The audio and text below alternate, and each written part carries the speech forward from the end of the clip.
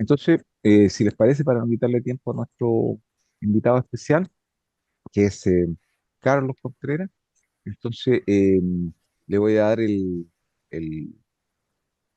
la conducción a Oscar Riquelme, quien es el encargado de coordinar esta actividad. Eh, Él nos va a dar las reglas del juego para operar, ¿ya? No, y va a presentar también a nuestro invitado especial, el doctor Carlos Contreras. Pero antes de pasarle el bastón a Oscar, quería también eh, decirles que, bueno, esta conferencia se enmarca dentro de la labor habitual del núcleo. Hay un calendario de actividades, después Oscar nos dirá algo de la actividad que se está programando. Quería anticiparles también que dentro de estas actividades, dentro de un tiempo más, va a estar también una jornada intensiva a lo largo de la semana a cargo del doctor Antonio Ibarra de la Universidad Autónoma sobre temas monetarios, y tenemos varios invitados en esa misma dirección, así que solo adelantarles. Y en este caso específico, nada, decirles que estamos muy contentos, muy agradecidos que Carlos haya aceptado nuestra propuesta por ser profesor visitante de la Departamento de Historia para los programas de posgrado estas 2 semanas. Todos sabemos de la calidad, de la trayectoria, de la obra del doctor Contreras. No voy a aburrirlos con eso. Las obras de él son muy prolíficas, todos las conocemos, todos están dialogando de algún modo u otro con varios de sus trabajos. Así que en esta ocasión va a presentar una presentación que se aleja un poquito de la especialización, pero es justamente porque nos interesaba tener su visión. Entonces, ahora sí pasamos ya a la actividad propiamente tal, y dejo entonces con ustedes a Oscar Riquelme, que es el coordinador del núcleo. Adelante, Oscar, yo pago. Muchas gracias, profesor. Bueno, y para nosotros también es un honor contar con su presencia y sobre todo también contar con el profesor Carlos Contreras. Eh, Nuevamente también extendemos las disculpas por la situación. Hubiésemos deseado que todo esto hubiese sido presencial. Esperábamos también una gran convocatoria presencial y les teníamos preparado muchas cosas. Pero bueno, las circunstancias que a veces son inesperadas. Profesor Carlos Contreras, usted tendrá más o menos unos 40, 50 minutos para exponer.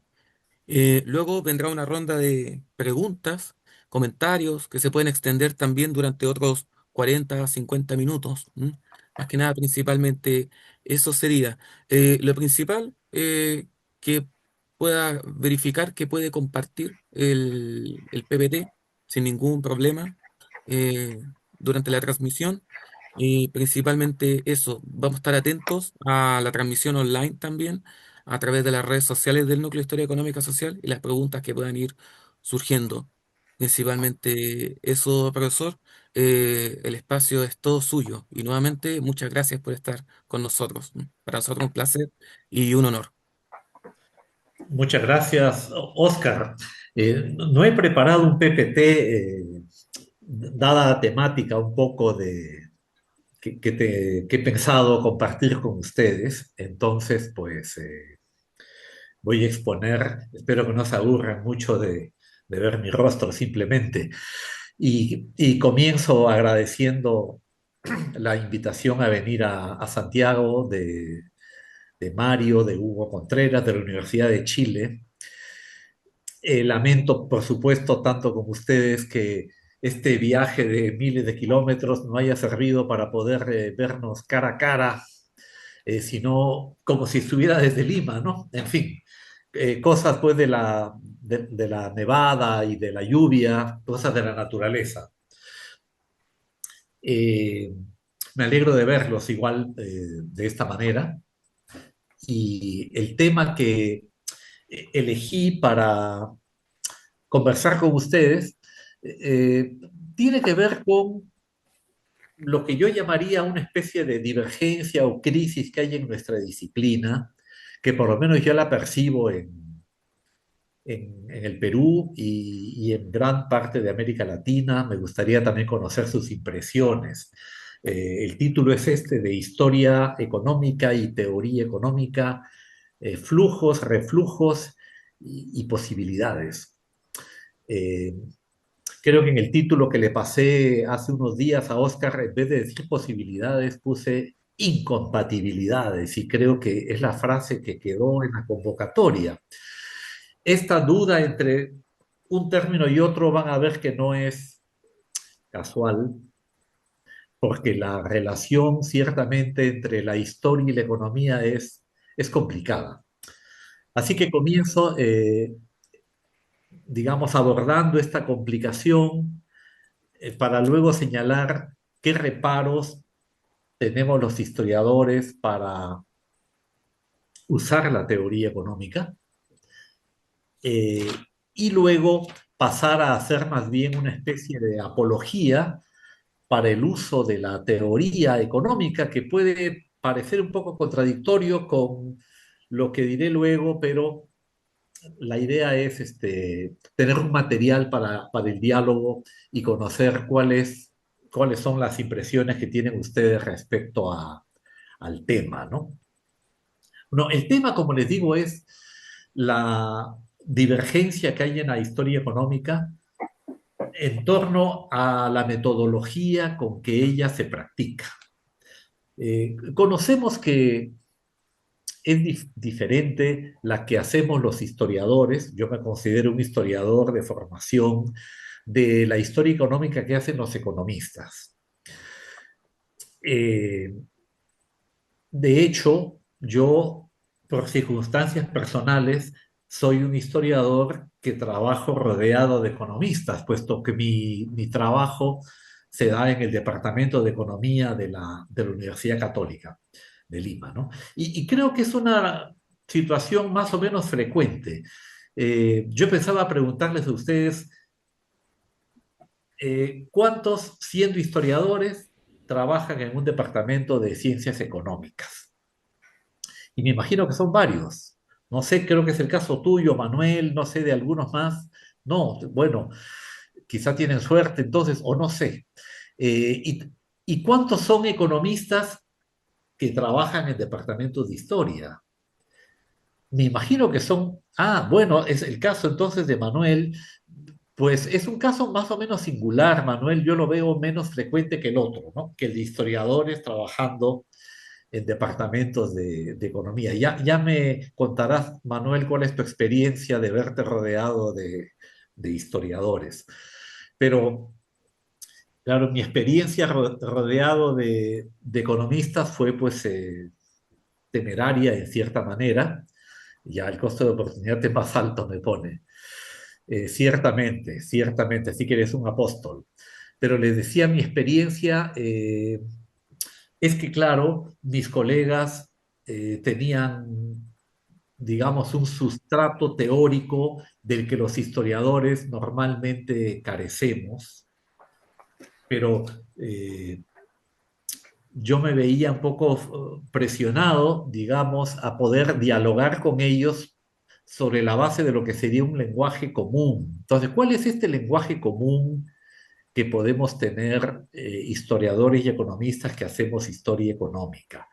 No es tan fácil de hallar. De hecho, en los congresos que organizamos, es muy usual la separación entre las mesas que organizamos los historiadores y las mesas que organizan los economistas.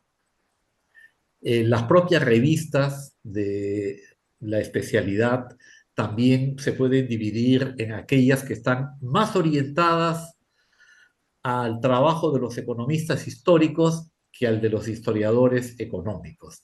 Y creo que esta división no nos hace bien, digamos que impide la consolidación de nuestra disciplina, perturba un diálogo que debería ser más fluido.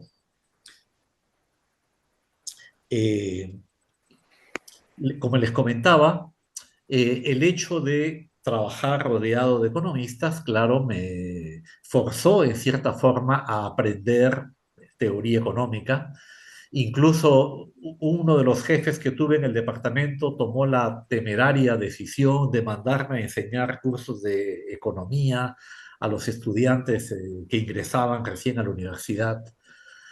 Y tuve que hablar de la teoría económica con la fe de los conversos, ¿no? Como si creyese, digamos, en estas leyes y teorías sobre las cuales siempre he tenido más bien reparos.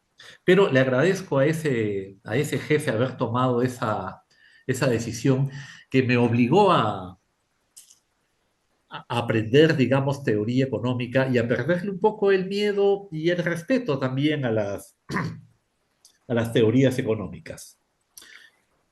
Eh, ¿Por qué los historiadores tenemos reparos para usar la teoría económica? Aquí yo voy a dar algunas razones que nos frenan, ¿no?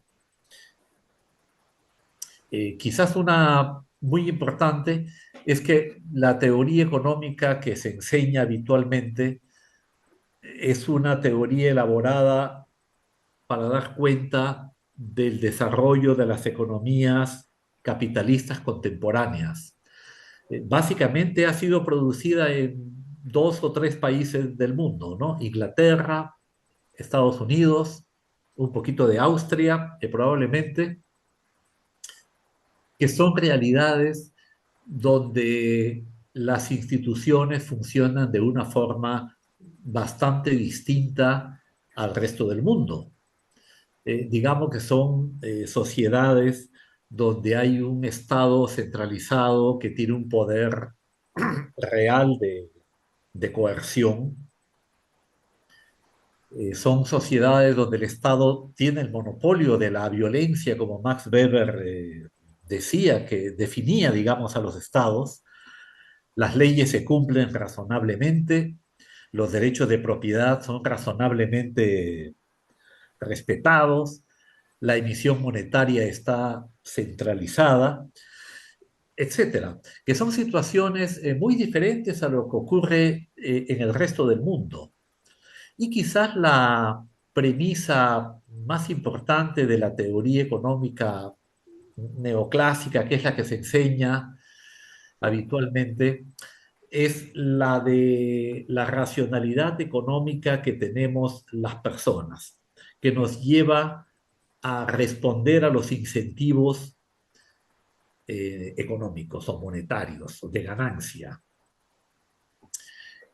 Bastante debate ha habido a este respecto y todos recordamos los trabajos de Polanyi el siglo pasado cuestionando que la racionalidad económica sea innata, característica de los seres humanos, eh, y postulando formas alternativas que han existido, de hecho, en el pasado. Entonces, la pregunta que nos hacemos desde la historia es si esta teoría inspirada y formulada en realidades tan distintas puede ser aplicada a contextos históricos como los de la época colonial, por ejemplo, de América Latina, o incluso los siglos XIX y XX de nuestros países. Otra razón de este reparo, o en todo caso complicación, con lo complicado que se nos hace el uso de la teoría económica, es la cuantificación en la que ella incurre.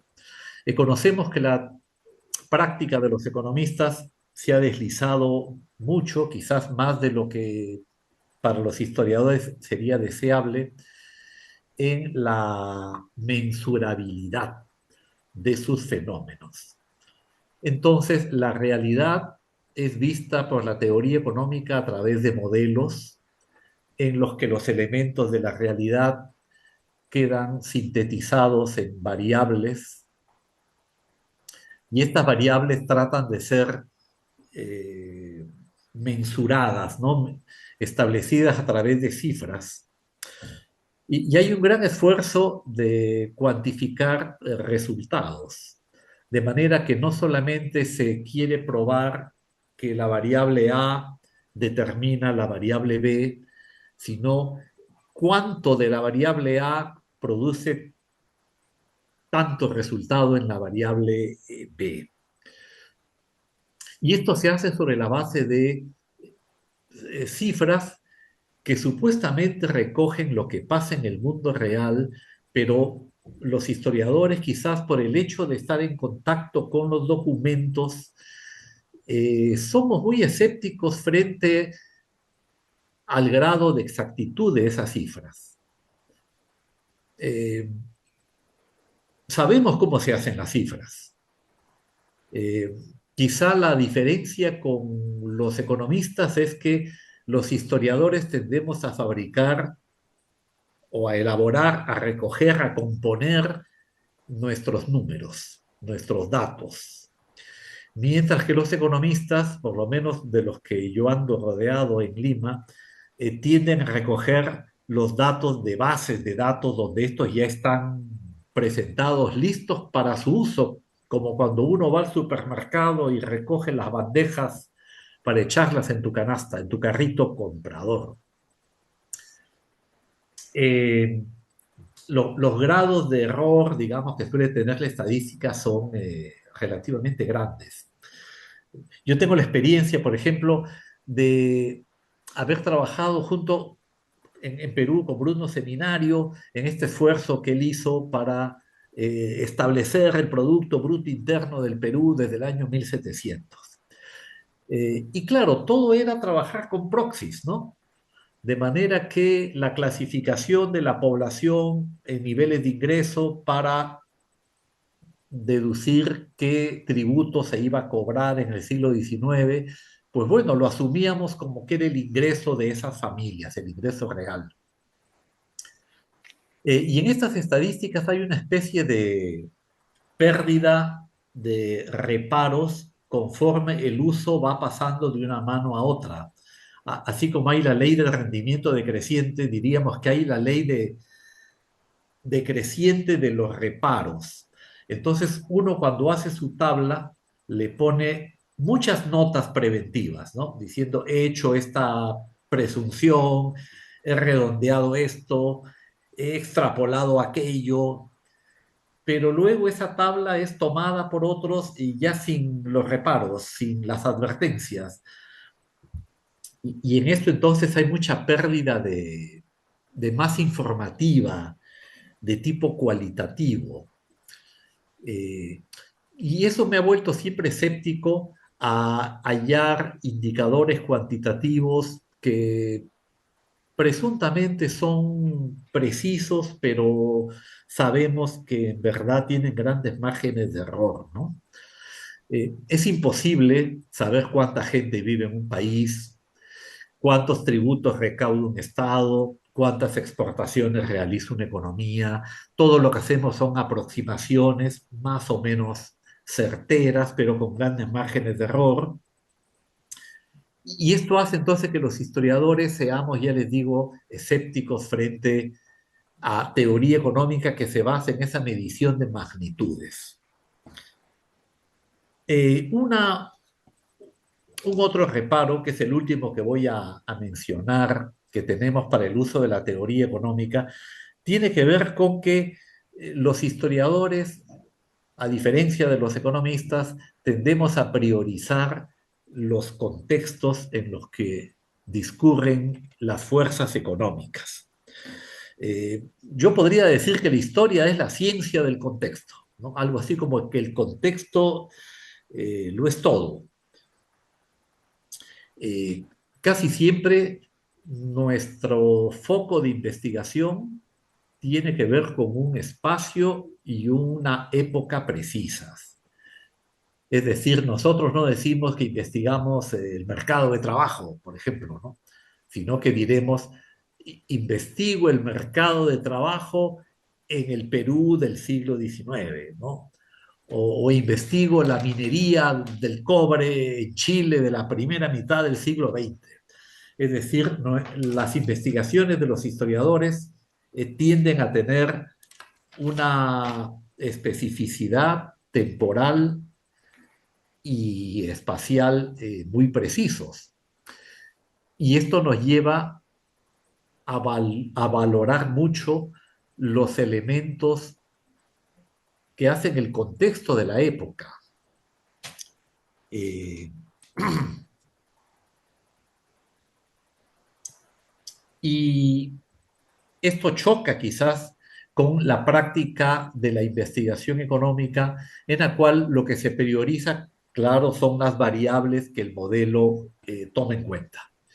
Y se descuida o no se enfoca con la misma, con el mismo esmero, digamos, el resto de elementos.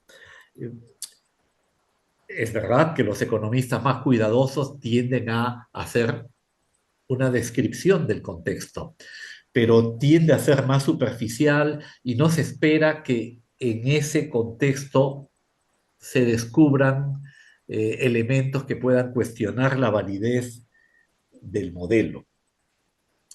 Respecto a ello, les comento dos anécdotas para ilustrar mejor esto, ¿no?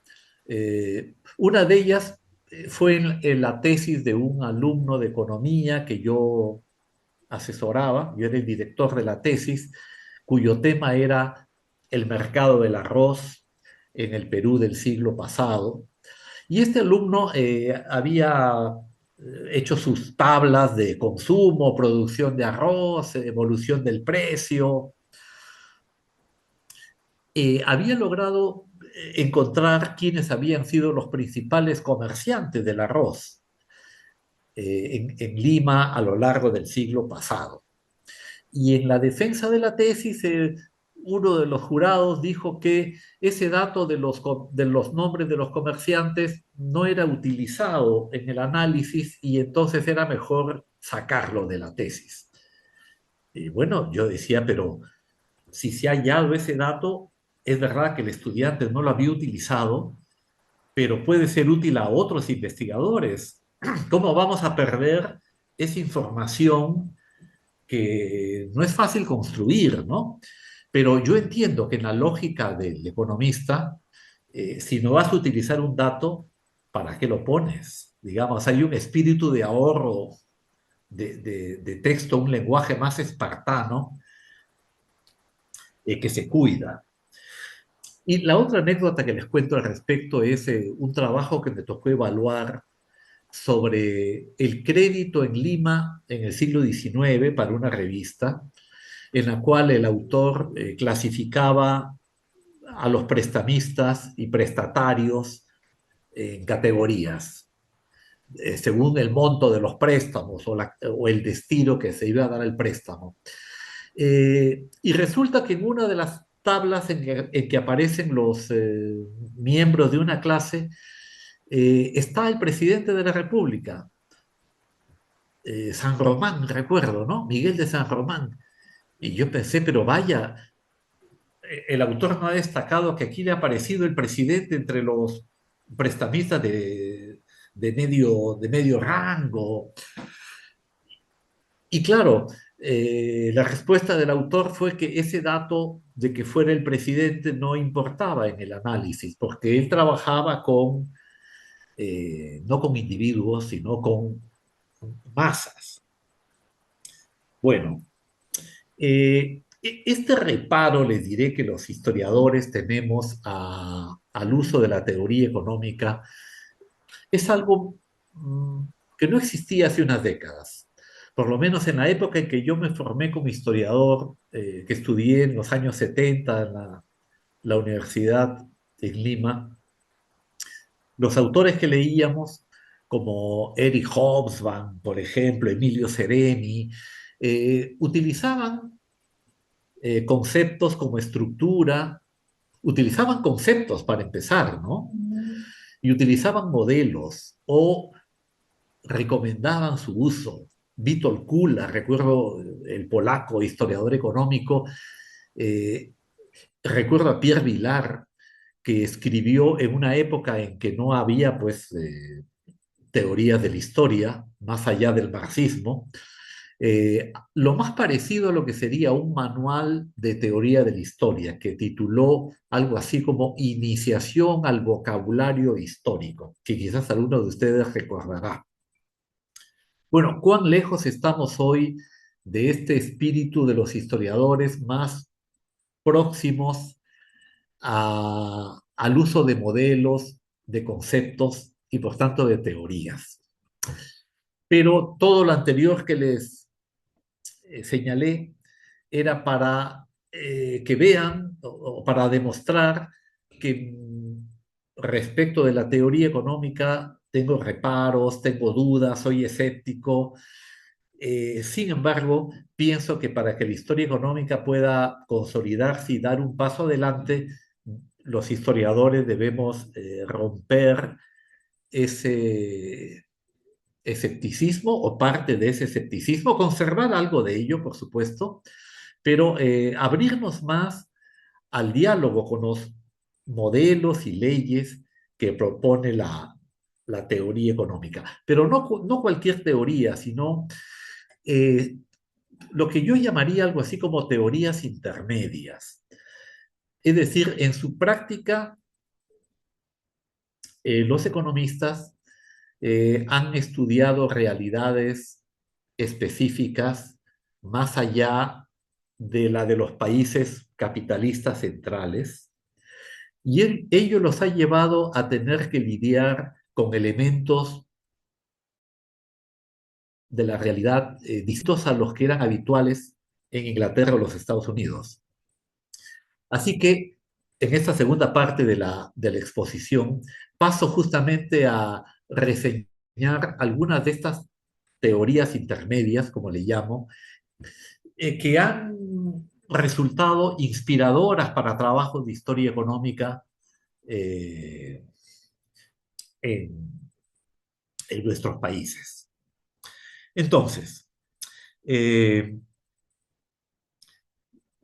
comienzo en este respecto con la teoría de desarrollo económico con oferta ilimitada de trabajo, que es un modelo que presentó el economista Arthur Lewis en los años 50. Hay un célebre artículo de Lewis con ese título, ¿no? Algo así como Desarrollo económico con oferta ilimitada de trabajo. Lewis fue un economista nacido en el Caribe, que desarrolló su carrera en Gran Bretaña, recibió un premio Nobel de Economía. De hecho, el desarrollo económico fue uno de los temas que él más innovó. Y el modelo que presentó creo que se parece bastante a lo que es la realidad latinoamericana o de muchos países del mundo. Países que han tenido un pasado colonial y este ha dejado en la economía la huella del dualismo. Es decir, en estos países hay un sector comercial moderno que produce para la exportación o para el mercado con tecnologías modernas de origen foráneo generalmente, y un sector tradicional o de subsistencia donde vive gran parte de la población nativa o autóctona. Eh, Entre ambos sectores hay una comunicación más o menos fluida, una migración de población, movilidad de capitales, pero no están integrados, de manera que hay un dualismo fuerte. Eh, Según el modelo de Lewis, el problema de estas economías es la sobrepoblación que existe en el sector de subsistencia y que tiene que ver con que las vacunas, la salubridad, las mejoras de la medicina han llegado a ellos antes que la modernización económica, y eso ha provocado una explosión demográfica, de manera que cuando hay crecimiento económico en el sector moderno y tendrían que elevarse los salarios ante la demanda de trabajadores, la elevación de salarios no ocurre debido al traslado de la población del sector de subsistencia al sector moderno.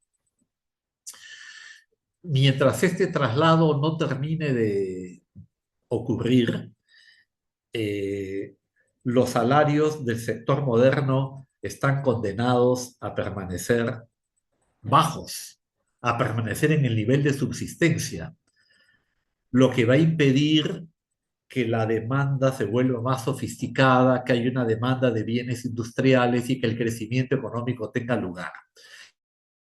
En otras palabras, en este modelo de Lewis, la sobrepoblación del sector de subsistencia es el principal obstáculo para el desarrollo económico.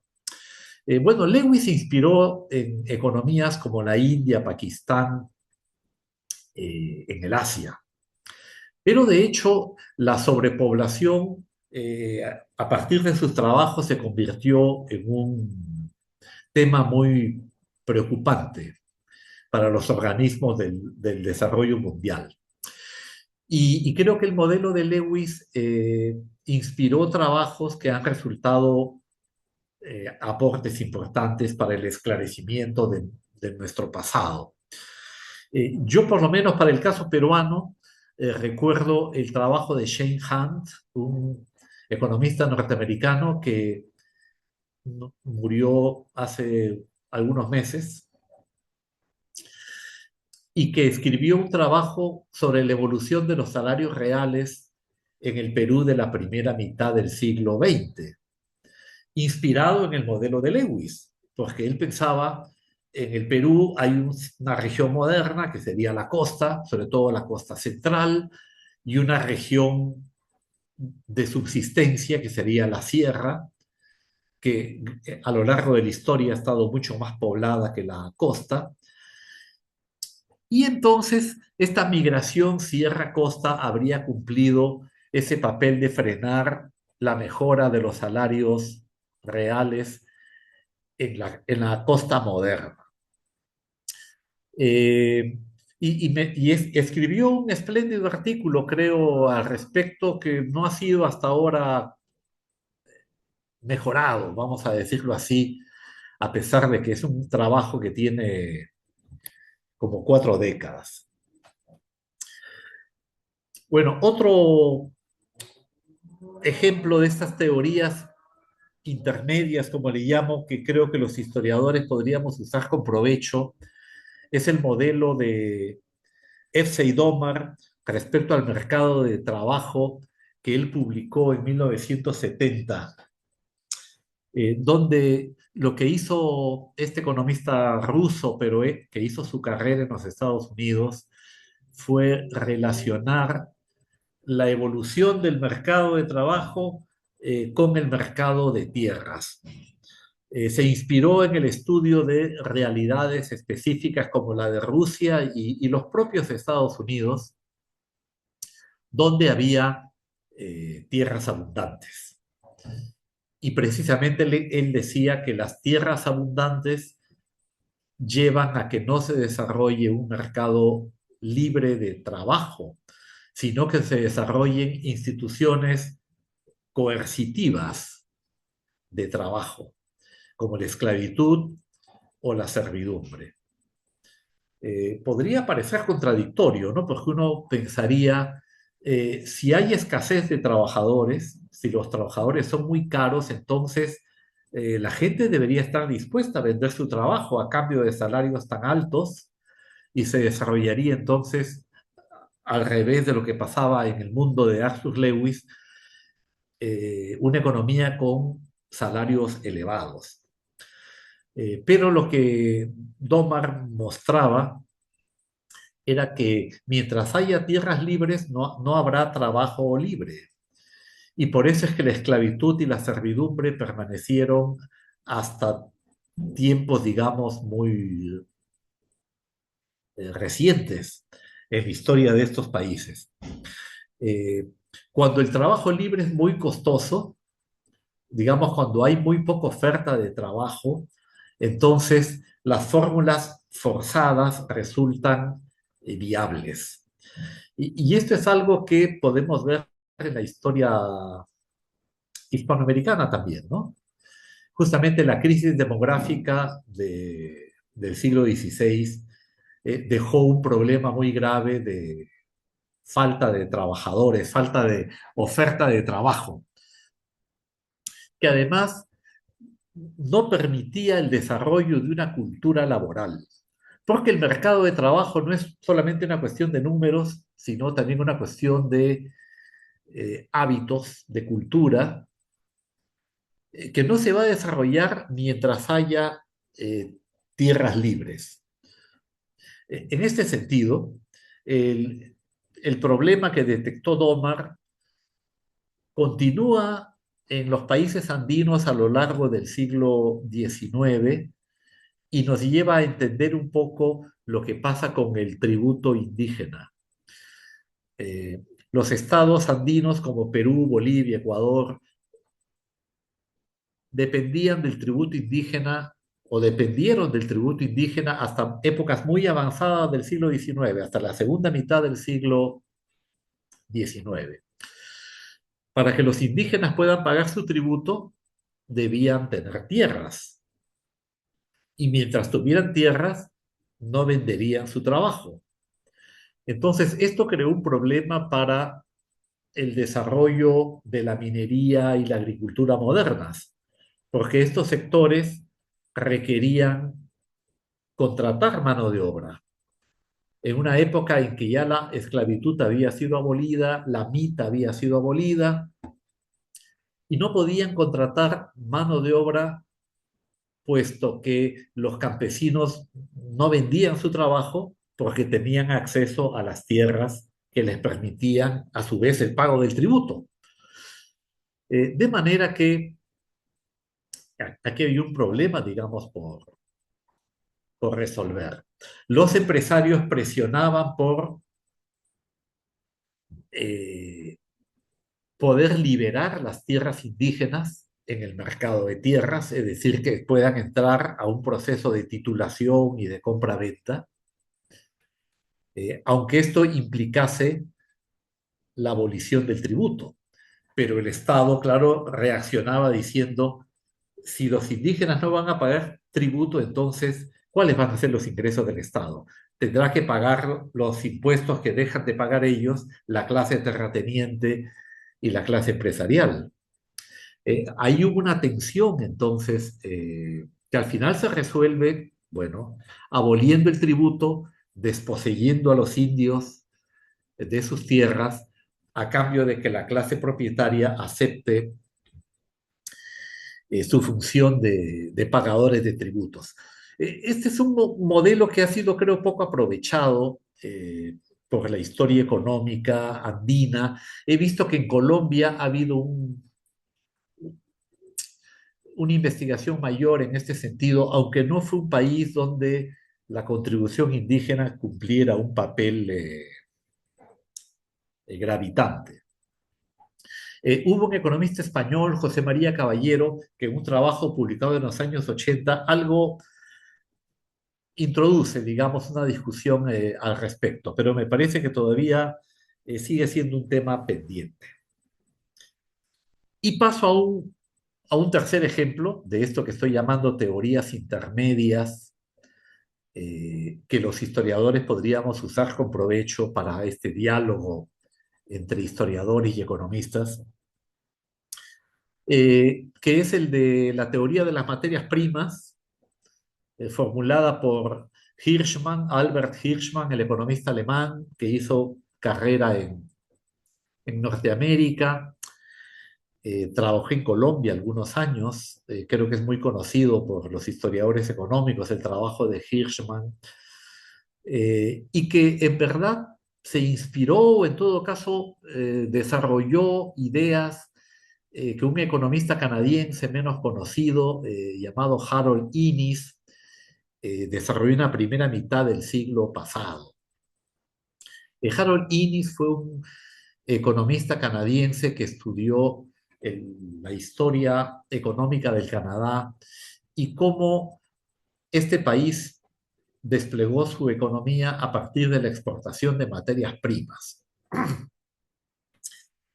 Tanto él como Hirschman eh, postularon que en las economías nacientes, donde los mercados locales están poco desarrollados,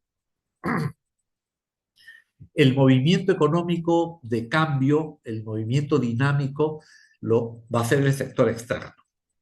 De manera que es natural que estas economías comiencen por la exportación de recursos naturales, que es el bien abundante.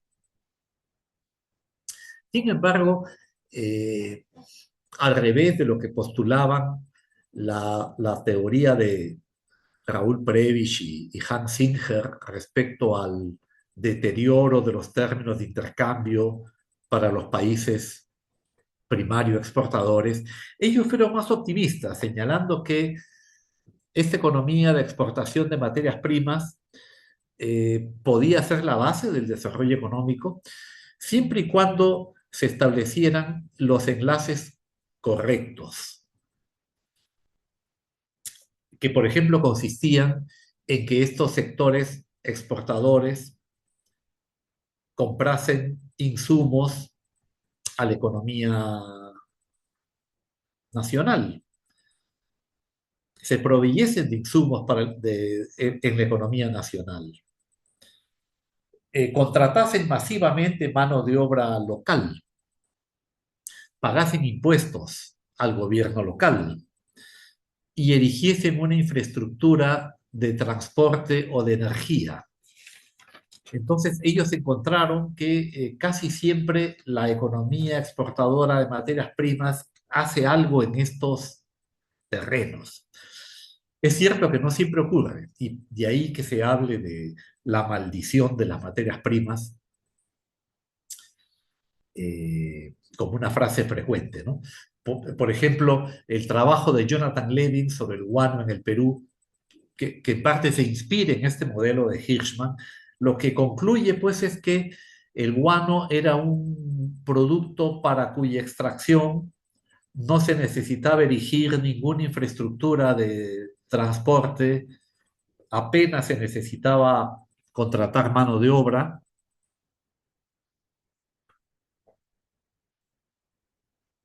no se requerían prácticamente insumos locales. El único enlace que quedó en pie de la lista de Hirschman e Innis era el pago de impuestos al gobierno, que en este caso no era tanto impuestos, sino ingresos del gobierno, simplemente porque el guano fue declarado un estanco.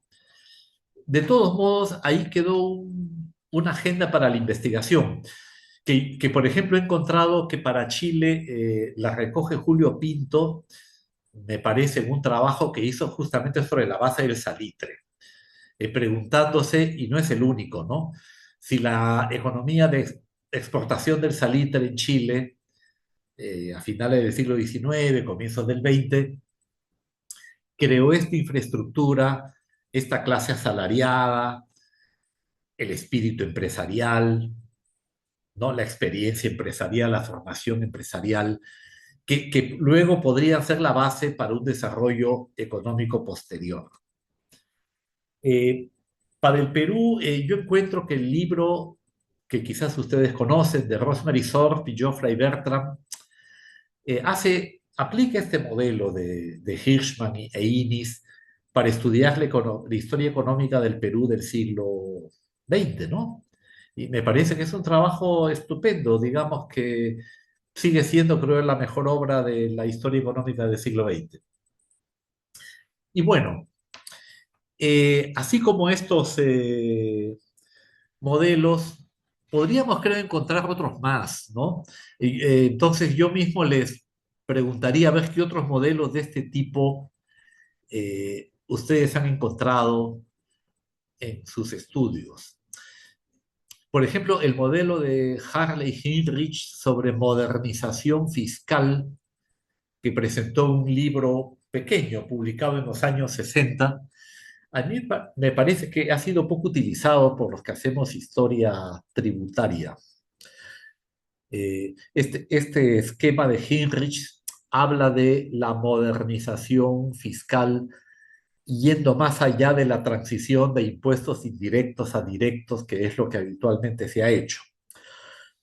Pero bueno, no quiero ocupar más el espacio que me han dado. Me gustaría escuchar más bien sus impresiones respecto a cómo podemos romper esa barrera que hay entre la historia económica de los historiadores y la historia económica de los economistas.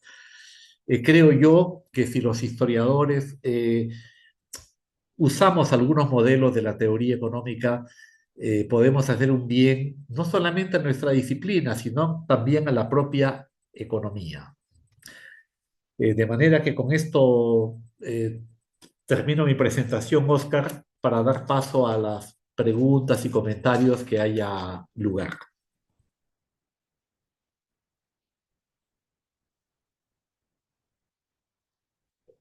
Muchas gracias, profesor. Y, ¿les parece iniciar rondas de preguntas en tandas de a tres?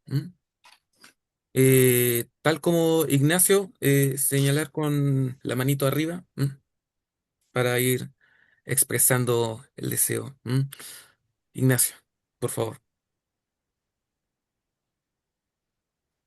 Ahora sí, se escucha, ¿no? Sí, hola Ah, bueno. Ignacio, qué gusto verte. Mucho gusto, Carlos. Qué lástima no poder vernos presencialmente, pero bueno, ya se podrá para el próximo año. Primero, a mí me interesa mucho, me encontré súper interesante la presentación y le agradezco mucho, pero yo tengo una duda más de corte filosófico entre la forma que se plantea la economía y la forma que se plantea la historia. Hay un teórico alemán del principio del siglo XX, fines del XIX en realidad, Wilhelm Windelband, no sé si lo ubicas, Carlos, y Windelband diferenciaba las ciencias en ideográficas y nomotéticas.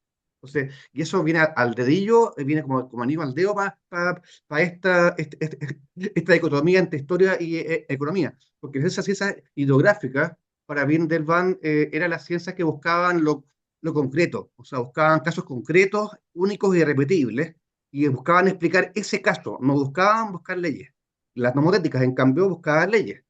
Y de alguna manera u otra, esta dualidad entre ideográficas y nomotéticas se ve en la historia económica, entre la historia económica más hecha por historiadores y la más hecha por economistas. Esa diferencia uno la ve, y de hecho uno lo ve ahora. Hace poco salió un libro, el año pasado salió un libro, creo, o 2 años atrás, que es manifiesto de un conjunto de historiadores económicos que vienen de la economía, anglosajones, que es un libro que no me acuerdo el nombre, pero en vez de ellos, en vez de hacer historia económica, ellos plantean que ellos hacían economía histórica, o sea, historia económica hacían economía histórica, historian economics.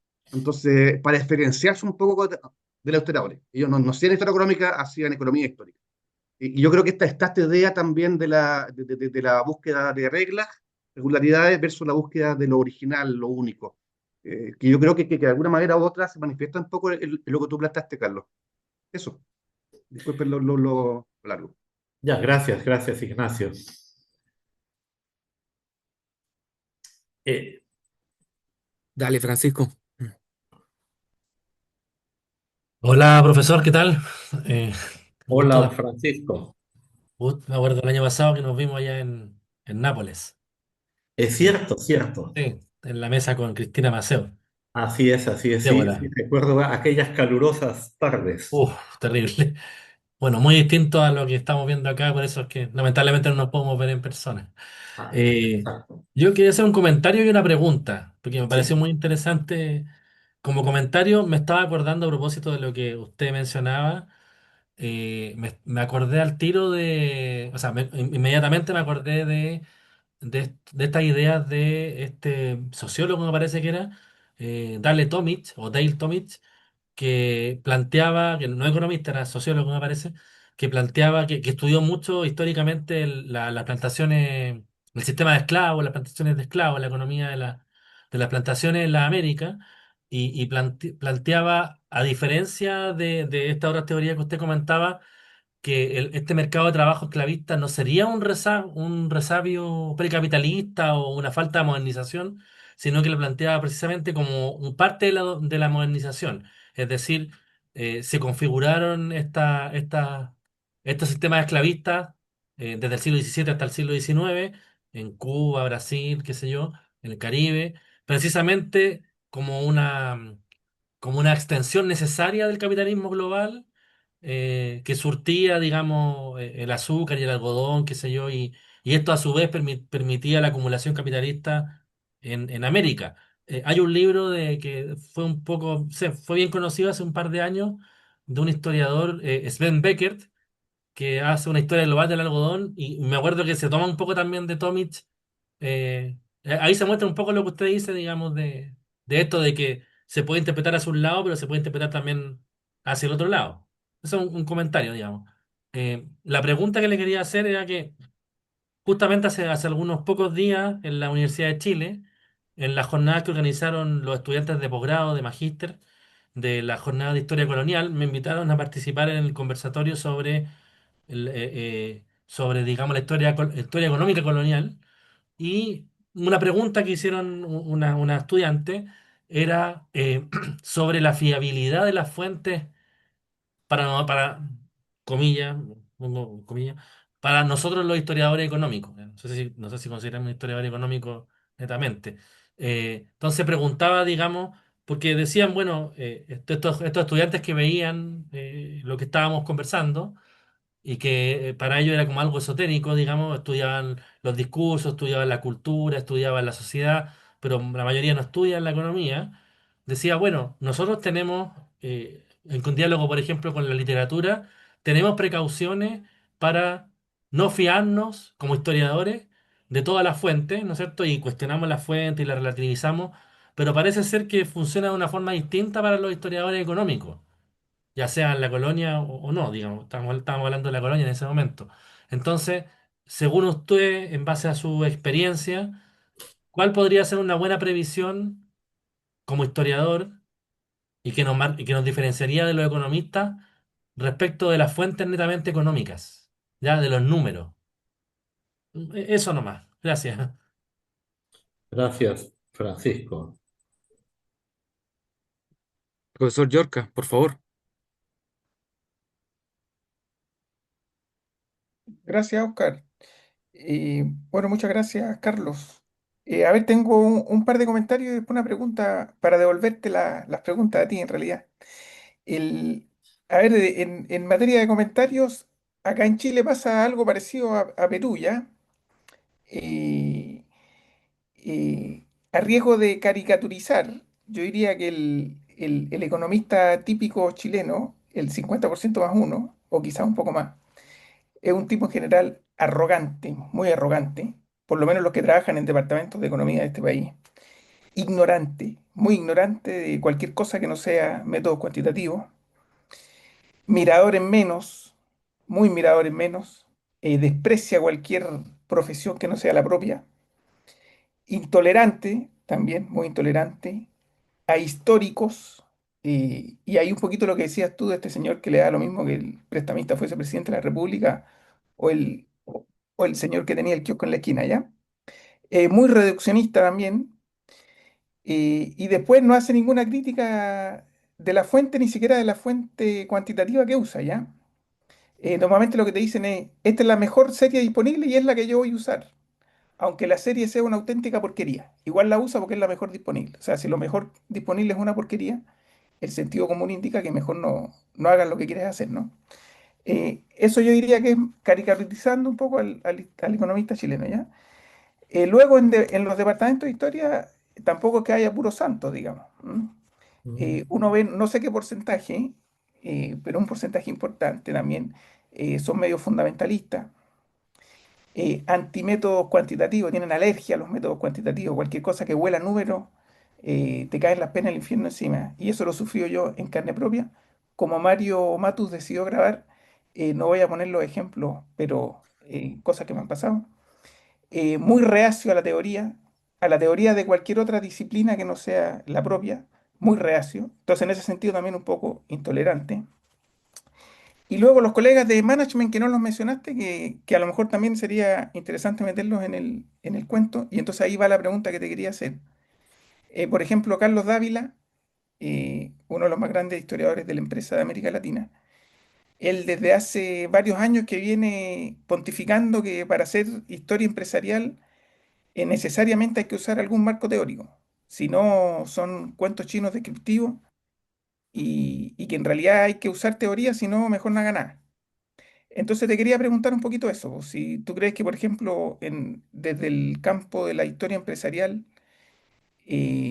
uno puede invalidar un estudio descriptivo, 100% descriptivo, si no hay teoría, o si basta con que haya buena calidad, buen manejo de fuentes, aunque sea descriptivo, para que sea publicable, por llamarlo de alguna manera.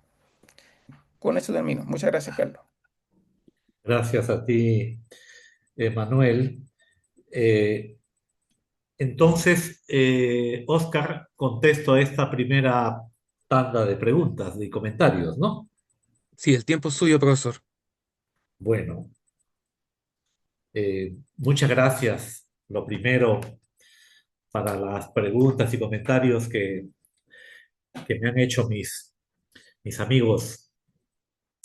Eh, bueno, el comentario de Ignacio respecto a esta clasificación y entre disciplinas ideográficas y mnemotécnicas, efectivamente es una clasificación clásica, vamos a decirlo así, eh, que yo me preguntaría si sigue vigente, ¿no? Digamos, habría que cuestionar, creo, la vigencia de ello, puesto que creo que el modelo de clasificación científica que se hizo en el siglo XIX, básicamente por los positivistas, yo creo que está en crisis ahora.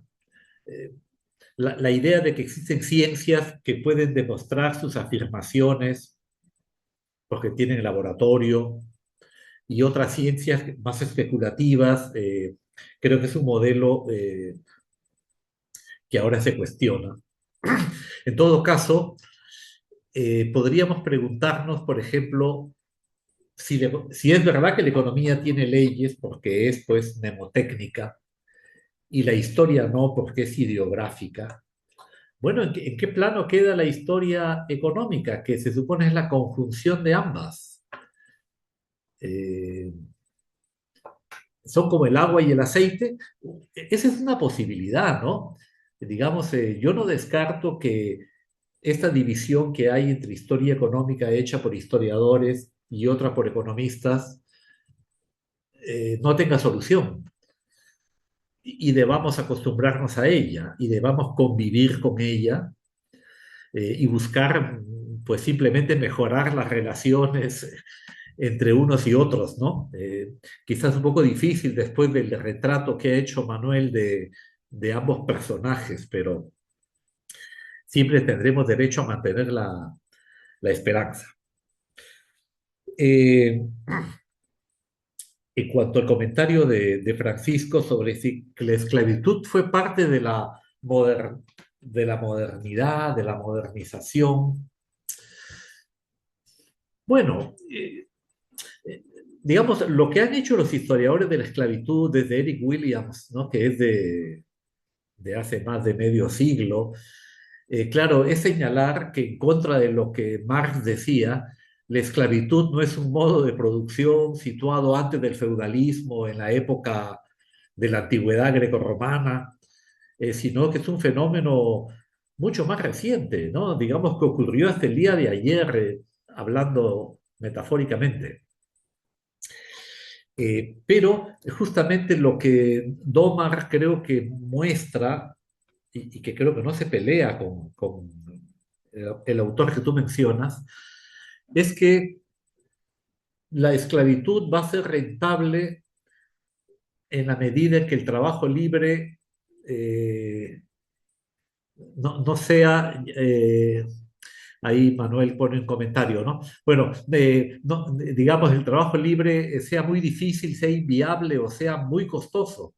En verdad, la esclavitud es un sistema laboral costoso, porque no solamente hay que adelantar el pago de la mano de obra, los esclavos son costosos, sino que hay que contratar vigilantes, capataces, y no existe el incentivo del salario, del ascenso. Por eso es que la propia esclavitud fue un sistema que se fue socavando. Por ejemplo, los esclavos casi siempre, bueno, casi siempre, quiero decir, en las experiencias que conozco, tanto en el Perú como en los Estados Unidos, recibían un tipo de salario. En el modelo puro de esclavitud, el, el esclavo solamente recibe su alimento, su subsistencia. Pero en la práctica real, los amos en el Perú, por ejemplo, le pagaban al esclavo una especie de propina para crear el incentivo, ¿no? al esfuerzo. Entonces, el propio modelo puro de esclavitud va siendo corroído por esta necesidad de incentivos, hay cierta negociación. Respecto a la fiabilidad de las fuentes, bueno, yo creo que en eso los historiadores es como nuestro ABC de trabajo, ¿no? Si no hacemos crítica de fuentes, no somos los que decimos, ¿no? Es como un maestro que no da clases. El historiador tiene que hacer crítica de fuentes porque es lo que legitima su trabajo, lo que valida su trabajo.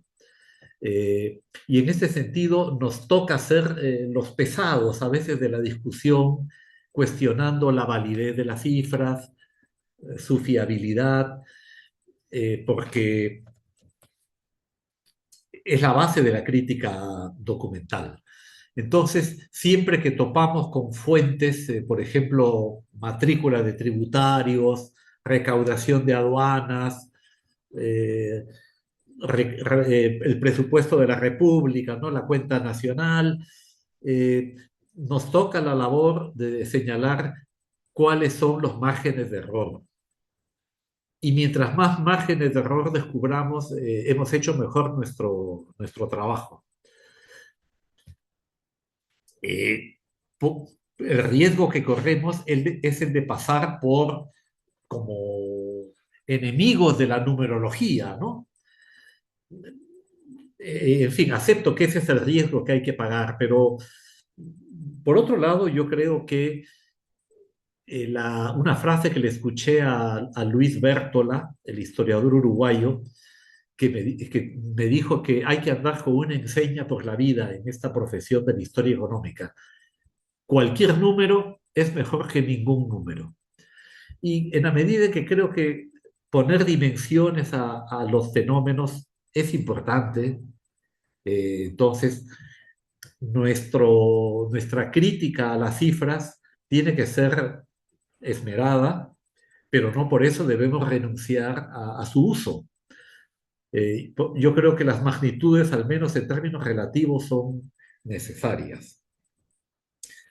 Bueno, Manuel, qué buen retrato has hecho, pues, es caricaturizado, como tú has dicho, de historiadores y economistas. Y creo que esta palabra que mencionaste para ambos, soberbia, intolerancia, es lo que quizá frena el diálogo, ¿no?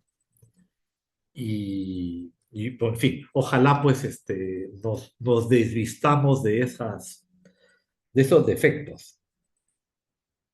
Eh, Respecto de que la historia de la empresa deba hacerse solamente con teoría, mira, yo creo que la teoría es útil para empezar una investigación, porque te propone preguntas.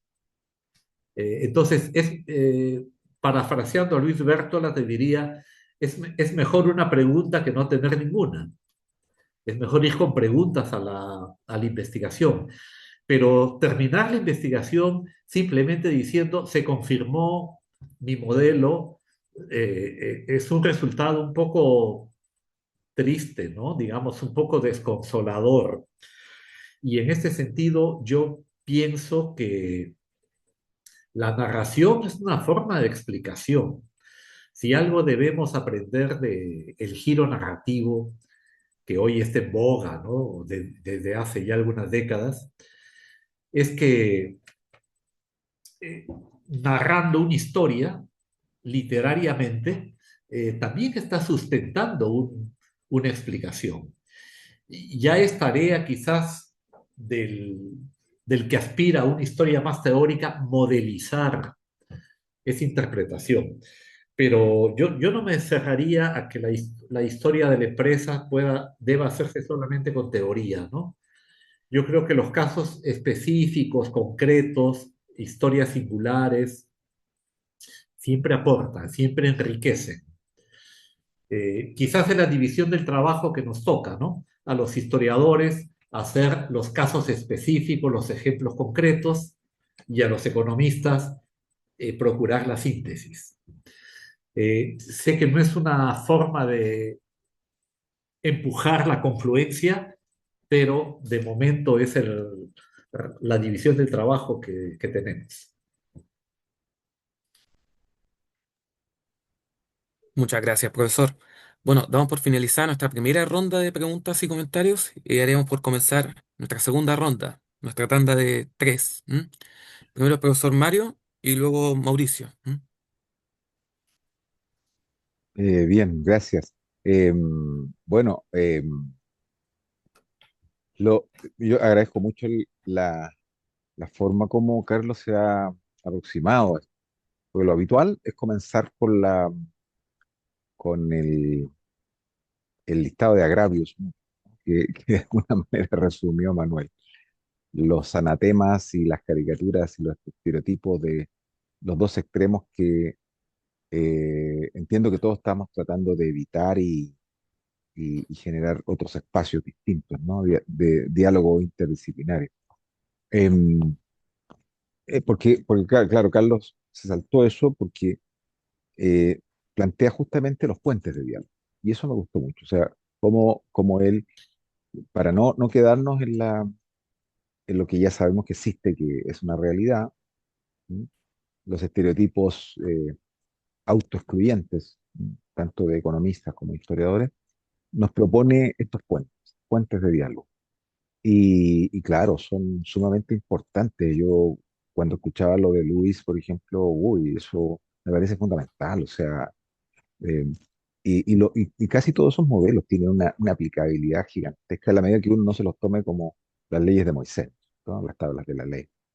Pensaba, por ejemplo, en la misma curva de Kuznets, que de repente alguien confunde como que he visto unos debates bien estériles sobre que si se cumple o no se cumple, cuando en realidad lo que menos importa es si se cumple o no se cumple la curva de Kuznets. Lo que importa es como herramienta analítica para ver velocidades distintas, desfases, desproporciones, desequilibrios. O sea, en el fondo lo que estamos poniendo en juego, aprovechando que está Oscar Orellana acá, son, ¿no es cierto?, una crítica constante a lo que llamamos la variable independiente. O sea, ojo con eso, porque de repente le asignamos un valor demasiado rotundo a cada una de esas relaciones lógicas.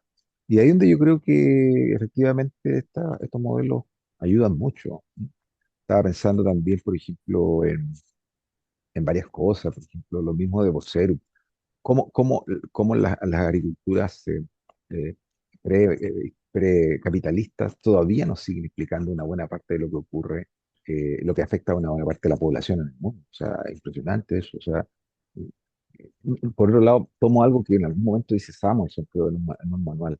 Los economistas hemos dedicado demasiado tiempo a los fenómenos que vienen después del siglo XVIII y hemos ignorado absolutamente lo- las preocupaciones de Malthus y otros sobre la población, cuando hoy día todavía estamos en un proceso en el que esas dinámicas no han terminado por desarrollarse plenamente. O sea, da la impresión de que de repente nos dejamos guiar por una agenda de investigación que solamente representa mm, a los nodos de producción donde ya todos esos fenómenos fueron dejados atrás hace 2 siglos, hace un siglo.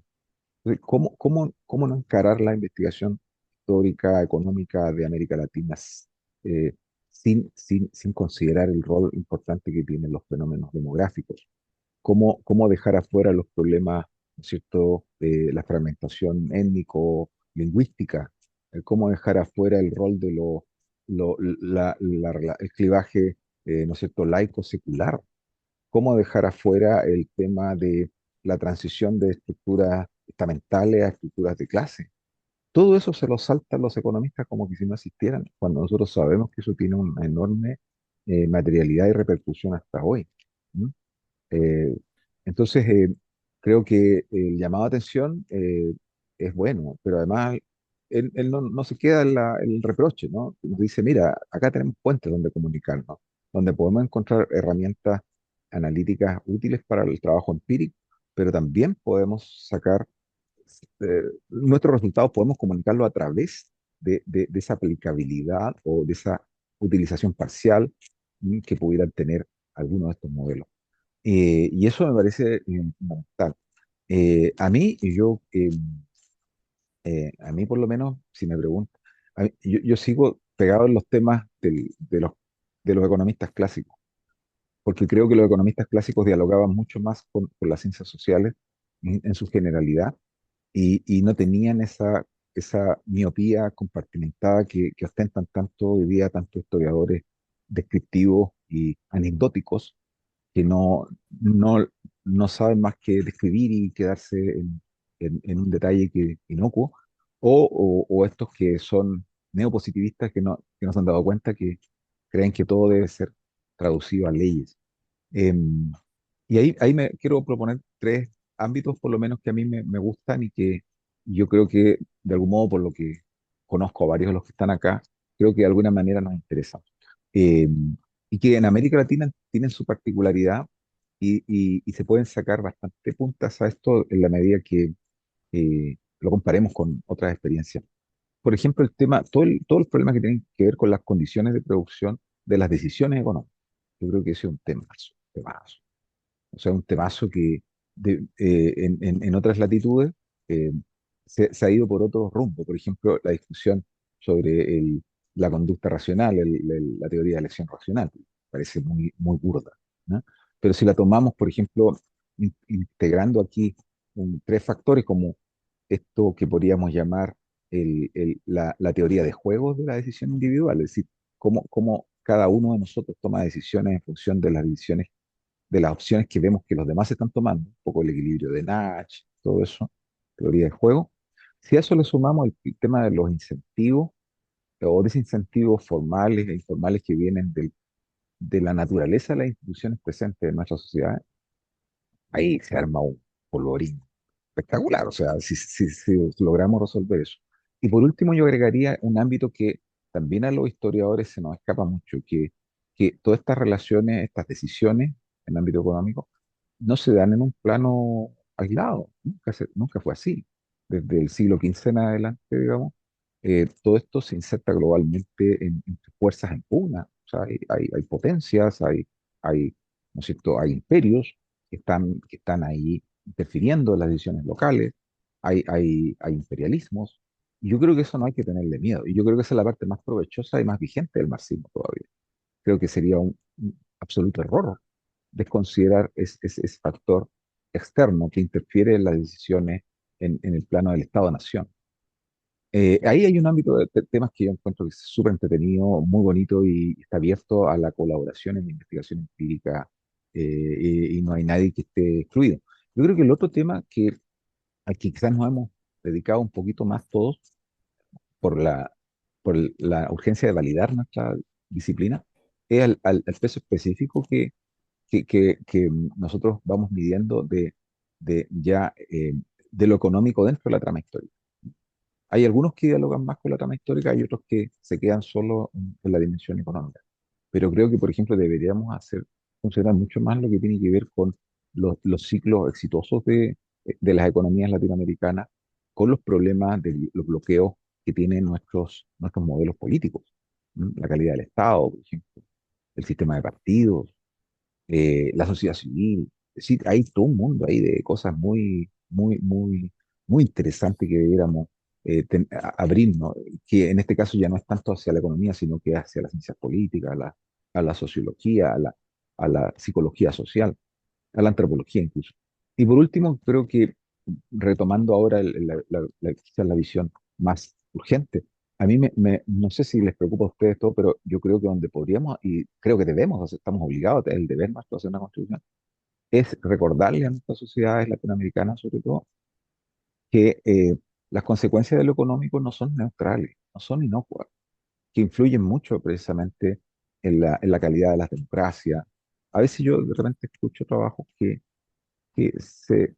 no se dan cuenta de lo que significa tener 3 décadas de crecimiento. O sea, cómo eso aminora las presiones, las tensiones sociales, cómo eso permite dedicarse a otros temas más sofisticados, más exigentes. No es lo mismo vivir en una sociedad que está en el equilibrio permanente de la supervivencia a que tener espacio para tomar decisiones que son más complejas y de largo plazo. Entonces, y ahí yo creo que de repente nos cuesta encontrar una ecuación que equilibre todos esos elementos. Eh, Tenemos que decir algo sobre el plano político de la manera más equilibrada, creo, eh, y disciplinaria que podemos hacer. Y yo creo que, al menos a mí, por lo menos esa es la agenda que a mí me interesa, ¿no? Sin descuidar que hay otros elementos, pero hay otras formas de acercarse. El tema de las fuentes para mí no es tan importante porque en el espíritu, digamos, en la esencia, los números son tan equívocos y son tan, eh, eh, em, ¿cómo decirlo?, tan aparentes como las sombras de la cueva de Platón. O sea, para mí, solo un positivista pensaría que una cuantificación de por sí ya asegura fiabilidad. Está lleno de trampas y lo sabemos. Y por eso gastamos tanto tiempo en la construcción, porque nos preocupa por lo menos decir cómo hicimos las cosas para que alguien las pueda refutar y comprobar y si encuentra otros métodos mejores, vale la pena, ¿no? Entonces, desde ese punto de vista, creo que eh, yo me quedo con la sensación de que hemos avanzado bastante. O sea, no estamos discutiendo. A ver, yo trato de reproducir esta conversación que nos propone Carlos hace 30 años atrás, y hace 30 años atrás, seguramente lo que habríamos dicho es: ay, qué pocos que nos escuchan desde el. Que, que- a ver, qué poco espacio tenemos los historiadores económicos, estamos atrapados en un enorme sándwich entre los historiadores que nos consideran capitalistas, liberales, cuantitativistas extremos, y entre ¿no es cierto?, aquellos que consideran que de una manera anacrónica, que solo vale estudiar las economías con los modelos que son válidos para el siglo XX en adelante. Ya no estamos en esa situación, yo lo observo, así que por ese lado creo que me da mucha esperanza escuchar este tipo de cosas porque no las escuchaba hace tiempo, ¿eh? Y quiero concluir diciendo que Carlos representa de alguna manera nos representa a muchos de nosotros, en la medida que lo que muestra él es un contraste permanente, una contrastación permanente entre la investigación empírica, pero además un juicio muy acabado sobre el alcance de estos modelos. Ya tiene, o sea, tenemos herramientas como para no creernos todo lo que nos dicen los modelos, pero también tenemos herramientas para no caer en la tontería de decir que no hay que considerarlo. Eso, así que muchas gracias, Carlos. Yo no sé si de alguna manera te representan estas reflexiones. No, tú nos dirás. Gracias, gracias, Mario. Mauricio, por favor. Gracias. ¿Me escuchan bien? ¿Sí? Sí, sí, te escucho. Muchas gracias, Carlos, por la presentación. La discusión es muy interesante. Yo quería hacer unos comentarios, también una pregunta, por tu experiencia, digamos, en tu investigación específicamente con Perú. Respecto a esta dicotomía un poco entre la historia y la economía y dónde nos situamos un poco, creo que la división que hace Ignacio muestra un poco al menos estos dos puntos ideales extremos. Creo que ningún historiador queda tanto en la parte, o sea, ningún economista es tan teórico, ningún historiador es tan, digamos, descriptivo. Pero en esa discusión creo que vale la pena hacer hincapié, o al menos la percepción que yo tengo, de que los historiadores, por muy descriptivos que quieran ser, nunca están ajenos a una teoría, ¿no? Y creo que eso es digamos, muchos historiadores a veces se aproximan a la investigación eh, proponiéndose ellos mismos como gente que meramente está viendo lo concreto, lo real. Creo que eso es un problema, digamos, un peligro de ciertas tendencias historiográficas, ¿no? Entonces, si bien todos sabemos, digamos, que los economistas son arrogantes y con sus teorías, digamos, que consideran que son ahistóricas y que son para siempre, digamos, porque se demostró alguna vez en Estados Unidos en los 60, eh, digamos, creo que el otro lado también de asumir que la historiografía es más real o concreta por no ser explícita la teoría que está detrás, también creo que nos puede llevar un poco al equívoco. Entonces, creo que aquí el juego de los historiadores económicos, en que estamos en este intermedio donde lidiamos con teoría económica y lidiamos con lo concreto, lo real, digamos, de la fuente, creo que es la riqueza particular que nosotros tenemos, ¿no? Y en esa riqueza particular creo que es muy importante lo que mencionó Carlos en términos de que la teoría sirve mucho para empezar, pero quería agregar también de que la teoría sirve mucho para terminar la investigación, ¿no? En términos de que nosotros tomamos de forma explícita o a veces implícita una teoría, la contrastamos con nuestras fuentes, la discutimos y la investigación histórica, considero yo, se enriquece cuando nosotros podemos traer de vuelta nuestras conclusiones hacia la teoría y discutirle esa misma teoría, ¿no? Muchas veces considero que aquí en América Latina nos quedamos con las grandes teorías que son creadas en Europa y en Estados Unidos a partir de los ciertos casos de países desarrollados y no somos capaces no es que no seamos capaces, sino que no llegamos a cuestionarlas en su forma, ¿no? A decir que estas teorías que se pretenden universales no lo son, ¿no? Creo que ahí en términos de devolverle la mano a la teoría es también un trabajo que nosotros podemos hacer gracias a esta investigación. Si al final la historia económica se centra un poco en meter las manos al barro, digamos, y ver efectivamente qué pasó, intentar contrastar con esa teoría que nosotros llevamos un poco detrás. Entonces creo que ahí, sin pretender ser como ateóricos, ¿no? Podemos contribuir a este desarrollo teórico y al conocimiento en términos generales de forma digamos, bastante precisa, ¿no? Por otra parte, también quería mencionar que, claro, este tema de la cuantificación, que mucha gente un poco se espanta por el uso de métodos cuantitativos y tanto, y reafirmar un poco lo que ya mencionaron antes, ¿no? La cuantificación no es el problema es el uso irrestricto de la fuente, digamos, sin crítica, ¿no? Que esto que usan los economistas y dicen, no, el dato viene del Banco Mundial y ya no me preocupo, ¿no? Como que no hubiera un proceso de construcción detrás, ningún proceso, nada que cuestionar, ¿no? Y creo que ahí también la contribución que nosotros hacemos desde la historia económica es sumamente rica, de poder criticar esas fuentes, ver las limitaciones que tienen, las cosas que nos están midiendo, las mediciones que se están haciendo mal y las implicancias que eso tiene en nuestra comprensión misma de la sociedad. Todos estos datos que vienen incluso del Banco Central son datos que a veces están, digamos, digamos, unos supuestos que son bastante heroicos, ¿no? En eso a mí me llamó mucha atención cuando leí un texto de Diane Coyle, si mal no recuerdo, que era una historia sobre el PIB y sus mediciones, ¿no? Que era muy rico por eso, porque mostraba esas limitaciones en la medición. Y lo último que quería mencionar, y que con eso quería hacerte la pregunta, era que hay parte de la economía que sí ha lidiado, digamos, con temas históricos, pero lo transforman en temas posteriormente teóricos. Esto tiene que ver con la escuela histórica alemana y posteriormente lo que es la economía del desarrollo, ¿no? Que tiene una percepción de lo que es la historia y lo transforman en teoría, ¿no? Y esto un poco lo que discute Hirschman, lo que discute Lewis y lo que discuten otros, ¿no? Incluso Acemoglu y North, de cierta manera, intentan hacer teoría del desarrollo económico. Y, y creo que esa es el área más directa que dialoga con la historia económica dentro de lo que es la economía en general.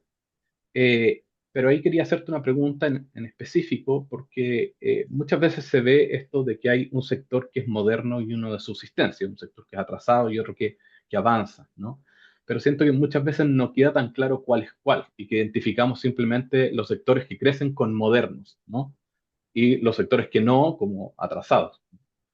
Entonces, quería preguntarte, en tu percepción, digamos, cómo se encajan esos dos modos y qué los diferencia realmente y por qué funcionan un poco de forma diferente, ¿no? En vistas de, todos nos gustaría que todo fuera moderno o que estuviera creciendo o mayor productividad, lo que sea, ¿no? O mayor prosperidad, ¿no? Pero me gustaría saber un poco en tu opinión qué ha caracterizado un poco ese sector quizás de subsistencia del sector moderno, por qué no son compatibles y por qué no funcionan, o por qué no se ha extendido esa modernidad como tú la ves, digamos, allá en Perú. Pero me gustaría discutir, digamos, esos mismos conceptos que a veces me parecen que están poco definidos. Eso. Disculpe si me alargué. Eh, Eso era mi intervención. Ignacio, por favor. Sí, yo ya hablé antes, así que lo mío va a ser breve para no aburrir al invitado, por supuesto. Era sobre cuando uno habla de teoría económica, usualmente los economistas se identifican la teoría económica neoclásica, anglosajona. Entonces, y acá en América Latina también se ha hecho teoría económica. Claro, y es lo que comentaba Mauricio, hay toda una escuela desarrollista, estructuralista de americana que desarrolló un instrumental analítico que en algunos casos es interesante. Hay temas que podrían estar de lado, hay temas que son, no sé, la tesis de términos de cambio se derrumbó con la evidencia, pero hay ciertas temáticas, por ejemplo, o instrumentos analíticos que todavía sirven. Y el problema que tenemos en general es que al menos en Chile, los estudiadores económicos que usan teoría económica no usan la teoría económica estructuralista. Usan solamente teoría económica anglosajona neoclásica. Y yo lo comparo con Uruguay, porque en Uruguay Luis Bértola, Javier Rodríguez, Henry Villeval usan el instrumental estructuralista y lo usan permanentemente en su análisis. Pero acá en Chile, no sé si por razones ideológicas, por razones, imagino que en Perú también debe ser parecido a Chile, de que por razones yo creo que más ideológicas que otra cosa, ese instrumental analítico no se usa. Yo me acuerdo hace poco hicimos un trabajo con un historiador económico español sobre PIB regionales. Entonces yo usé el concepto de heterogeneidad estructural, que lo desarrollaron la CEPAL, digamos, es súper importante para entender las desigualdades regionales, y este historiador económico español no entendía. No había caso de que entendiera este concepto porque no entraba en su marco neoclásico. Era muy complicado y fue muy complicado dialogar al respecto porque eso era parte del instrumental analítico que se desarrolló acá en América Latina. Y esa es una pregunta de fondo porque al final, ¿qué teoría económica estamos usando? ¿Usamos también la nuestra o solamente usamos la anglosajona? Yo llamo también a usar la nuestra porque también hay acá conceptos, formas analíticas que también sirven y aportan a la historia en términos de teoría y además son teorías de rango medio, que son justamente las que tú mencionabas, Carlos. Eso. Gracias. Entonces, Oscar, respondo a esta segunda tanda, agradeciendo lo primero a los comentarios y preguntas. Eh, bueno, Mario tocó varios temas eh, con los que estoy de acuerdo, ¿no? Básicamente, ha sido muy amable en su comentario. Por ejemplo, esto de que los economistas clásicos eran mejores. Yo subrayo ello, ¿no? Porque creo que los economistas clásicos como Adam Smith, Thomas Malthus, que él mismo mencionó, John Stuart Mill, eran medio historiadores, eran científicos sociales. Y muchos dicen que el libro de Smith es en buena parte un libro de historia. Habla mucho de la realidad, ¿no? No tiene el lenguaje de las leyes. Eh, Algunos mencionan a Ricardo como el responsable de torcer el rumbo de la economía clásica, ¿no? Quizás porque el espíritu más bien teórico, sintetizador que tenía Ricardo, eh, y este espíritu clásico de científico social lo vemos también en los economistas alemanes, que también mencionó otro de los comentaristas. Max Weber, por ejemplo, yo siempre lo rescato como un historiador económico. Hoy en día más lo citan los politólogos como si fuera un padre de la sociología, la ciencia política, pero hay que recordar que Max Weber era un profesor de historia económica y su trabajo sobre el espíritu protestante y el nacimiento del capitalismo me parece como un modelo de investigación en historia económica, de cómo la economía no explica la economía, sino la cultura explica la economía en su modelo. Digamos, también hay el camino inverso, ¿no? La economía explicando la cultura, pero ese diálogo entre fenómenos económicos y no económicos es, yo creo, lo que no debemos perder. Es el espíritu que nos debería guiar. Y de acuerdo con Mario también en el que hay que abrirse a la historia política y social, yo creo que si algo nos caracteriza a los historiadores económicos que venimos de la historia, es que nos toca hacer ese puente con los fenómenos sociales y políticos y no encerrarnos en los hechos puramente económicos. Bueno, Mauricio mencionaba algo así como que los historiadores quizás tienen una teoría implícita de la que no son conscientes eh, y que eso sería un peligro. Puede ser, digamos, que algo de ello ocurra, ¿no? De hecho, esta soberbia de la que hablaba Manuel antes, creo que tiene que ver con el hecho de que la teoría ha dado a los intelectuales una especie de seguridad. Quizás una falsa seguridad, pero seguridad al fin.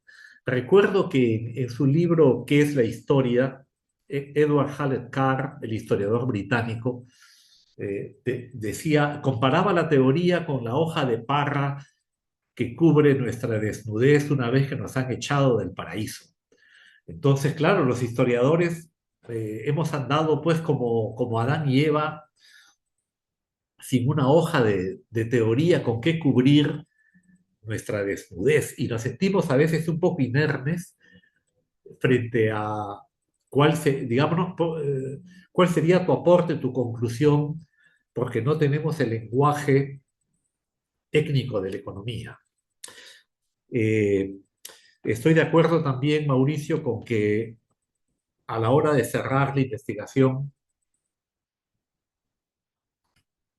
la teoría es muy útil para elaborar ese título que siempre ponemos, conclusiones, reflexiones finales, y bueno, no sabemos a ver cómo hay que cerrar bien la puerta del trabajo, ¿no? Y es cierto que la teoría ayuda a sintetizar y hacer un puente con la reflexión más general que preocupa a la disciplina. Y desde luego que hay que ser muy consciente de que los fenómenos que medimos cambian a través del tiempo y esto siempre va a ser algo que altera la medición, ¿no? Por ejemplo, si yo estoy haciendo una serie de cualquier cosa, pensemos en salarios, por ejemplo, ¿no? Una serie de salarios reales.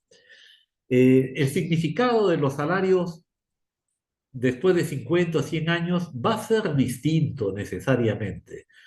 Y eso es difícil que un número lo capte. Lo tenemos que hacer cualitativamente mientras no tengamos un instrumento matemático. Preguntabas, Mauricio, si es fácil separar los sectores modernos y de subsistencia, que quizá la distinción no siempre es sencilla.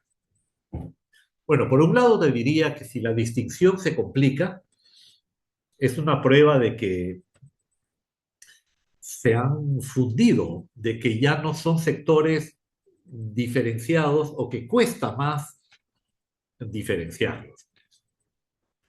En el modelo de Lewis, el elemento diferenciador es el involucramiento con el comercio. Mientras más involucrado está la economía de las personas con el comercio, digamos, si producen menos para la subsistencia y más para el mercado, si tienen cuentas bancarias, si hacen intercambios cotidianamente, nutridamente, podríamos decir que esa barrera se va borrando, ¿no? Y de acuerdo, Ignacio, con que la teoría económica producida en América Latina debe ser recogida y que nosotros hacemos poco por ello a veces, ¿no? Por ejemplo, la teoría de la dependencia a mí me parece que tiene muchas cosas por aprovechar. Este concepto de burguesía colaboradora, por ejemplo, que desarrolló la teoría de la dependencia y que es también desarrollado por los teóricos del imperialismo informal que escribieron en Gran Bretaña, eh, creo que ha sido poco aprovechado, porque tenemos élites económicas eh, y nos hemos quejado mucho de ellas, pero creo que el concepto este de burguesía nacional versus burguesía colaboradora que trabajó Cardoso y Faleto en su famoso folleto, haríamos bien en retomarlo, discutirlo, ahora que se habla de élites empresariales, aunque bueno, se ha retirado ya Manuel, el hombre de las élites empresariales, pero de acuerdo contigo en que debemos buscar autores de economía más allá de los clásicos europeos en los que nos hemos tomado siempre como fuentes del saber. Bueno, muchas gracias por sus sugerencias, preguntas que me dan mucho para pensar. Profesor, muchas gracias a usted también por el espacio, por su tiempo y, y el respeto también a su tiempo. Quisiera abrir el espacio para unas últimas palabras. Alguien que quiera decir, consultar o comentar. ¿Mm? Sí, yo sí, sí quiero, podría decir algo, solo que a mí me ha dejado pensando mucho toda esta conversación, ¿eh? Y cuando esas cosas ocurren es como cuando uno ve una película que es muy densa, con mucho contenido, pero que en el momento que sale del cine todavía no es capaz de leer todas las capas, ¿no? de lectura. Y yo creo que va a ser bueno que esto quede de grabado para que le podamos dar varias lecturas después. Porque yo, al menos yo reconozco con mis debilidades que no logro aquilatar todos los alcances que tienen algunos de los puntos que se han considerado acá. Eh, me quedo atrás de la reflexión de Carlos. Se nota la diferencia ahí de la experiencia en investigación y en resultados. Entonces, creo que la reflexión que nos ofrece está muy plagada de experiencia. No es algo así solo abstracto. Hay mucho trabajo atrás. Entonces, solo diría eso, agradecer una vez más al profesor Contreras, porque nos ha dejado pensando. Y yo creo que esto de alguna manera lo vamos a transmitir a todas partes, a todos nuestros alumnos, a nuestros colegas, y agradecer entonces haberlo tenido acá, porque es un lujo. Eso, y que tenga ojalá el mejor viaje y lo podamos volver a ver en no mucho tiempo más. Adiós. Gracias, Mario. Sí, profesor, su presencia nos honra tremendamente y al Núcleo de Historia Económica y Social y a la Universidad de Chile en general. ¿Mm? Profesor Oscar, por favor. Gracias, muy amable. Bueno, sí, yo también me sumo a las palabras de agradecimiento a Carlos Alberto Contreras por su exposición, muy interesante. Pero a mí me surge la siguiente pregunta que creo que los historiadores de la economía tendrían algo que decir. ¿Mm? ¿Cómo es que pasamos de la economía clásica, digamos, Smith, Ricardo, Marx, si incluimos a Marx también dentro de los clásicos, basada, digamos, en la teoría del valor trabajo, que hasta el día de hoy se discute y se sigue perfeccionando, a una teoría de los neoclásicos basada en el marginalismo y eh, el utilitarismo y marginalismo, ¿no? Eh, Me interesa saber qué es lo que se movió de fondo ahí, ¿no? Porque obviamente, a mí me parece que la lucha de fondo son el poder, los intereses, ¿sí? Y claro, una teoría, me parece a mí que una teoría del valor trabajo no les debe gustar mucho a los empresarios, digamos, ¿no? A los imperialistas, a los dueños del capital. ¿Mm? Entonces, me pregunto yo si acaso el profesor Contreras aquí no nos puede decir algo, qué fue lo que realmente movilizó bajo la superficie la creación de esta teoría económica que en realidad para mí no es teoría, eh, pero esta escuela neoclásica que favorece los grandes intereses, eh, el poder, ¿no?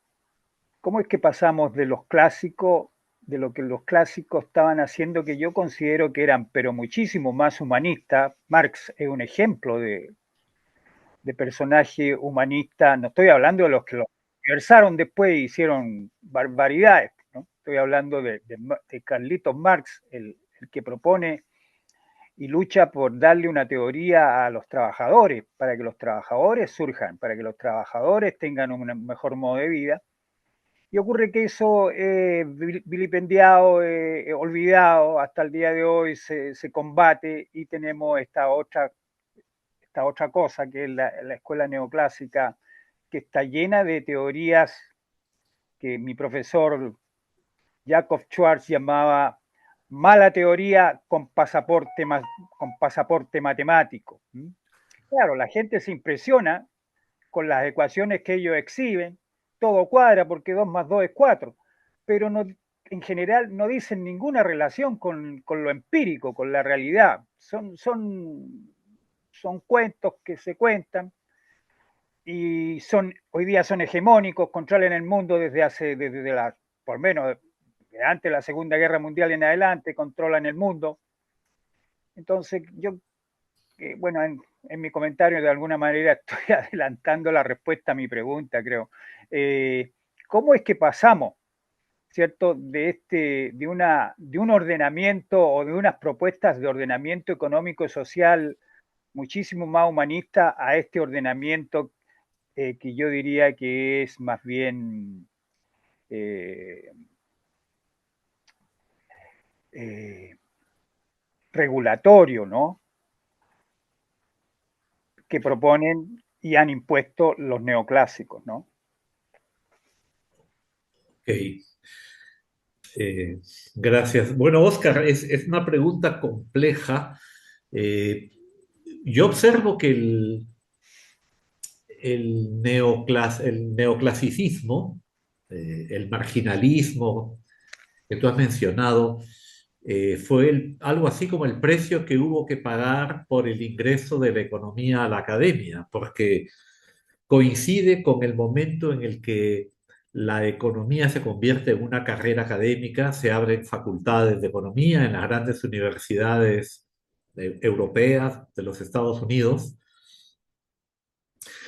de manera que se academiza la economía, y esto coincide con la consolidación del capitalismo, la idea de que todas las economías van a evolucionar hacia esa meta, todas van a llegar a ello. Y ciertamente eran unos economistas que en cierta forma no estaban viendo fenómenos que paralelamente ocurrían, como el imperialismo, por ejemplo. De manera que mientras hablaban de utilidad marginal, bueno, de la elasticidad de la demanda, y se desarrollaba toda la microeconomía clásica que ahora se enseña, pues efectivamente se explotaba el caucho en la Amazonía de forma casi con mano de obra esclava, y existían fenómenos imperialistas bastante descarnados que la economía neoclásica no advertía, no veía, ¿no? Y por eso es que luego hubo la crisis, en fin, de este modelo a comienzos del siglo pasado.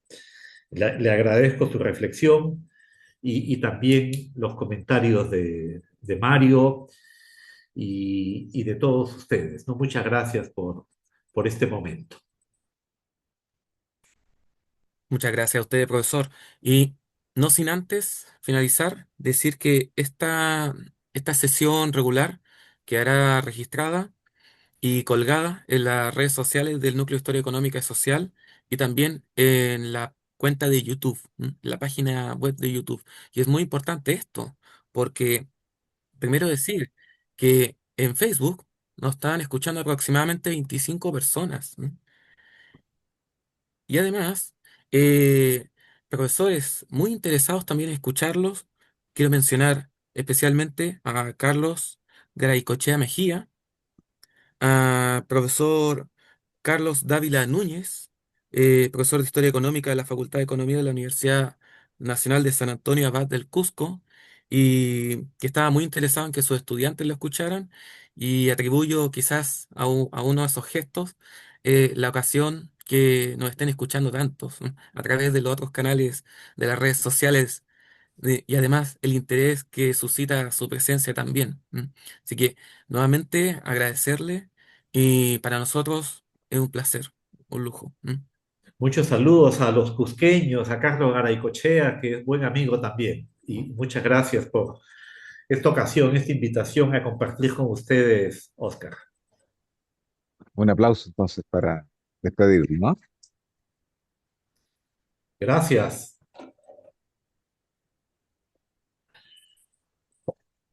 Bueno, ha dejado un libro de su autoría el profesor que queda en biblioteca, ¿eh? Para que puedan después también leerlo y comentarlo. Bien, muchas gracias. Gracias. Cerramos entonces todo. Adiós. Chao a todos, que estén muy bien.